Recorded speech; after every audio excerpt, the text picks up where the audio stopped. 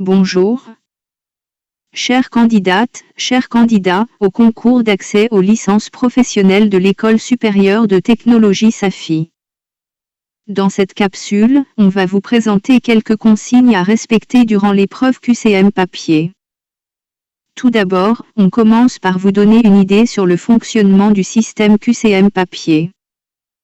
Quand vous aurez répondu, votre copie sera scannée puis corrigée automatiquement par le système QCM utilisé. D'où la nécessité de bien comprendre comment répondre à un QCM papier. Sachez que ce système nous permet d'avoir une homogénéité dans la correction des copies des candidats et aussi un affichage rapide des résultats. Ce slide montre un exemple de la grille des réponses QCM papier. On note 4 points noirs qui délimitent la feuille et un code au centre.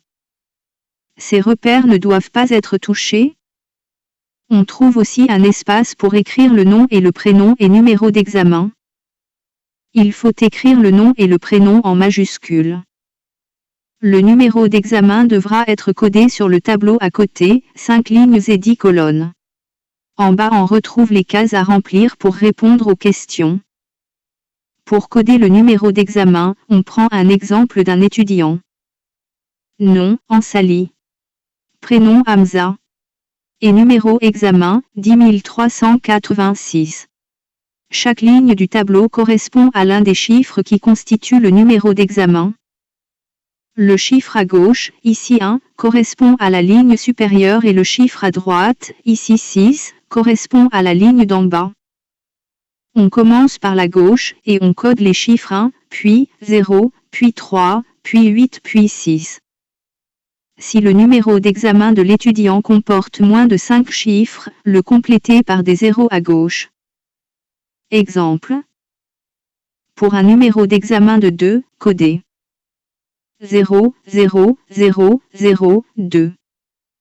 Pour un numéro d'examen de 149, codez 0, 0, 1, 4, 9. Il faut pour cela noircir la case correspondante au chiffre. Pour répondre aux questions, lisez attentivement la question puis noircir là où les bonnes réponses. Il faut noter que dans les QCM papier, des points négatifs seront donnés en cas de réponse fausse. 2 cas se présentent. Si vous êtes sûr de votre réponse, noircir avec un stylo noir. Si vous avez un doute, marquez votre réponse avec un crayon puis passez à la question suivante. Avant de rendre votre copie, noircir vos réponses définitives. Attention, vous aurez droit à une seule copie et l'utilisation du blanco est interdite. Nous vous souhaitons une bonne chance.